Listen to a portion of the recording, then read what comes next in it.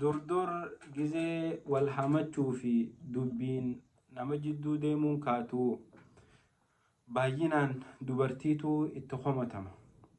Zamana kana ammoo dhiirtinis hamaa fi dubbiin nama jidduun deemuu keessatti waan dubartii caalte fakkaatti. Obboleeyyan kiyya nama sibira hin jirre teessee hamachuun akka foon obboleessa keetii nyaachuuti. Dubbiin nama jidduu deemuunis abalu akkana jee abalu akkas jeenis waan jannata nama dhoorkiturraa.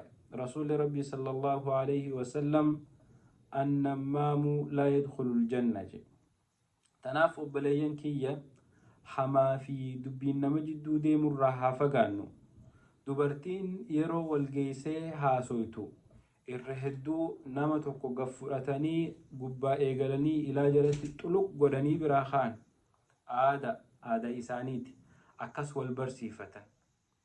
Yeroo hedduu dubartiin bakka itti walgeesse qilla qaliila hamachuu shiraxatu waan akkana kanaatu irraa himama. Akkasuma zamana kana immoo dubartii walgeessee du'aa'ii gootu tagizee afaan kaayyattee mirqaante rabbi yaadattee zikrii gootus heddummaachaa jirti. Rabbi shamarran keenya warra taa'ee nama hamatuu miti, warra taa'ee zikrii fi waa wal yaadachiisu warra jireenya ifiitirraa haasa'u rabbi haa godhu. Dhiirti zamanaa ammoo gaafa mirqaantee waan akka buurii shiishaatis hurup irra goote khalaas imma social media as baafata, imma takkaan eenyurraa hin haasawaa, eenyuun xureessaa, eenyuun xiqqeessaa, eenyuun ol fuudhee gabbuusaa waan akkanaa taate jechuudha. Obboleeyyan kiyya nama hamachuun dubbiin nama jidduu deemuun dhiirarraa hin bareeddu, dhalaarraa hin bareeddu. Rabbi subhaanahu wa ta'ala qur'aana isaa keessatti akijau ayuhibbu ahadukum an ya'kula lahma akhiihi maytan fakarihtumuuh. Satokkoon keessan foon obboleessa isaa nyaachuu jaalataahi jedhe. Obboleeyyan kiyya foon obboleessa ifii jiraa fuudhee namni nyaatu hin jiru.